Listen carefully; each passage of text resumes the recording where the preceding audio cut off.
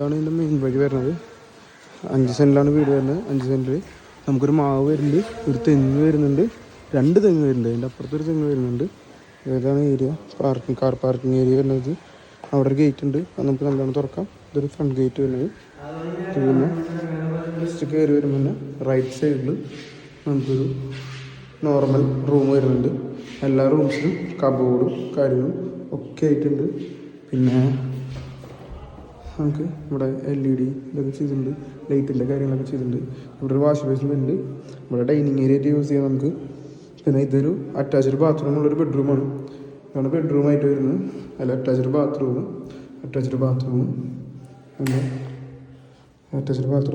European ക്ലോസറ്റാണ്. Shower കാര്യങ്ങൾ, കബോർഡ്സൊക്കെ പുതിയ പോലത്തെ മോഡലാണല്ലോ. എല്ലാം നല്ല ബിൽഡ് ക്വാളിറ്റി ലൈറ്റാണ്. ഇത് പിന്നെ ഒരു ബെഡ്റൂമും. ഇതിൽ മൊത്തം 3 ബെഡ്റൂമാണ്. ഇതിൽ 2 അറ്റാച്ച്ഡ്, ഒരു കോമൺ ബാത്റൂം ഉണ്ട് നമുക്ക്. ഇത് ഒരു കബോർഡ്, ഇതിൻ്റെ ബാത്റൂം വരുന്നത്. ഇത് യൂറോപ്പിലാണ്. വാഷ് ബേസിൻ, ഷവർ കാര്യങ്ങളൊക്കെ ഉണ്ട്. നമ്മുടെ ഇങ്ങനെ വരുമ്പോൾ കിച്ചൺ ഏരിയയിൽ വരുന്നത്.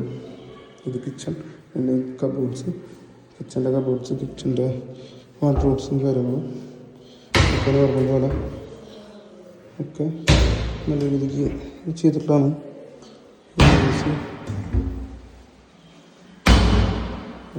വെള്ളത്തിൻ്റെ ടാപ്പ്, വാഷ് ബേസിൻ. ഇത് നമ്മുടെ പുകയില്ലാത്ത അടുപ്പിൻ്റെ ഒരു റോയാണ് വരുന്നത്. പുകയില്ലാത്ത അടുപ്പ്, ഇത് പുകയില്ലാത്ത അടുപ്പിൽ വരുന്നത്. ഇവിടെ കളറ് ഗ്രില്ലാണ്.